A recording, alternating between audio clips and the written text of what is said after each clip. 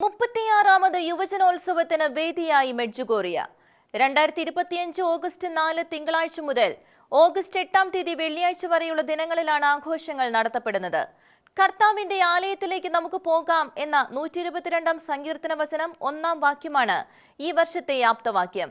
പരിശുദ്ധ കന്യകാമറിയത്തെ പോലെ ആത്മാർത്ഥമായ മനുഷ്യബന്ധങ്ങൾ അന്വേഷിക്കുന്നവരാകാൻ യുവജനങ്ങളോട് ആഹ്വാനം ചെയ്ത് ലയോ 14 മാർപ്പാപ്പ. മ്ലാഡിഫെസ്റ്റ് ഇന്റർനാഷണൽ ആത്മീയ വിരുന്നിലേക്ക് ലോകമെമ്പാടുമുള്ള 10,000-കണക്കിന് യുവതി യുവാക്കളെ സ്വാഗതം ചെയ്തുകൊണ്ട് മെഡ്ജുഗോറിയയിൽ ഓഗസ്റ്റ് 4 തിങ്കളാഴ്ച ജപമാലയോടുകൂടെ യുവജനോത്സവത്തിന് തിരിതെളിച്ചു.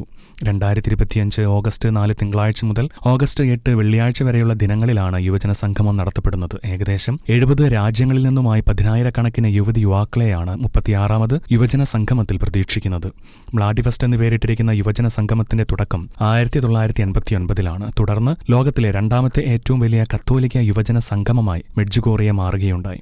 മതബോധനം, പ്രാർത്ഥനകൾ, ദിവ്യകാരുണ്യ ആരാധന, വ്യക്തിപരമായ സാക്ഷ്യങ്ങൾ മുതലായവ വർഷം തോറുമുള്ള ഈ മഹാ ഒത്തുചേരലിൽ നടത്തപ്പെടാറുണ്ട്. മെഡ്ജുഗോറിയയിലെ വിശുദ്ധ യാക്കോബിന്റെ നാമധേയത്തിലുള്ള സെന്റ് ജെയിംസ് ദേവാലയത്തിലാണ് വിശുദ്ധ കുർബാന, ആരാധന, ജപമാല മുതലായവ നടത്തപ്പെടുന്നത്. അപ്പരീഷൻ ഹിൽ എന്നറിയപ്പെടുന്ന മാതാവിന്റെ പ്രത്യക്ഷീകരണം നടക്കപ്പെടുന്ന കുന്നിലാണ് ഓരോ ദിവസവും പ്രഭാത പ്രാർത്ഥന ആരംഭിക്കുന്നത്. പിന്നീട് വിവിധ ഭാഷകളിലുള്ള സാക്ഷ്യങ്ങൾ, മതബോധന ക്ലാസുകൾ എന്നിവ ഉച്ചതിരിഞ്ഞുള്ള ദിനങ്ങളിൽ നടത്തപ്പെടാറുണ്ട്. ക്രോസ് മൗണ്ടൻ എന്നറിയപ്പെടുന്ന കുന്നിലാണ് യുവജനാഘോഷ പരിപാടികൾക്ക് സമാപനം കുറിച്ച് സൂര്യോദയ ദിവ്യബലി എന്ന പേരിൽ അറിയപ്പെടുന്ന സൺറൈസ് മാസ് നടത്തപ്പെടുന്നത്. മെഡ്ജുഗോറിയയിലെ പ്രത്യക്ഷീകരണ സംഭവങ്ങളുടെ സാക്ഷ്യങ്ങൾക്ക് വത്തിക്കാന്റെ ഭാഗത്തുനിന്ന് ഔദ്യോഗികമായ അംഗീകാരം ഇപ്പോഴും ലഭിച്ചിട്ടില്ലെങ്കിലും പുണ്യശ്ലോകനായ ഫ്രാൻസിസ് പാപ്പയടക്കം മെഡ്ജുഗോറിയയിൽ സംഭവിക്കുന്ന അത്ഭുതങ്ങളെയും മാനസാന്തരങ്ങളെയും ദൈവപരിപാലനയുടെ ഭാഗമായി പിന്തുണയ്ക്കുന്നുണ്ട്. 36ാമത് മ്ലാഡിഫെസ്റ്റ് ദിനത്തിൽ മെഡ്ജുഗോറിയയിൽ ഒരുമിച്ച് ചേർന്ന യുവജനങ്ങളോടായി പാപ്പ പറഞ്ഞുവച്ചത് ഇപ്രകാരമാണ്: ഒരുമിച്ച് സഞ്ചരിക്കുക, പരസ്പരം സഹായിക്കുക, പരസ്പരം പ്രചോദിപ്പിക്കുക എന്നതായിരുന്നു. ഈ വർഷത്തെ ആപ്തവാക്യമായ സങ്കീർത്തനം 122 1-ാം വാക്യത്തെക്കുറിച്ച്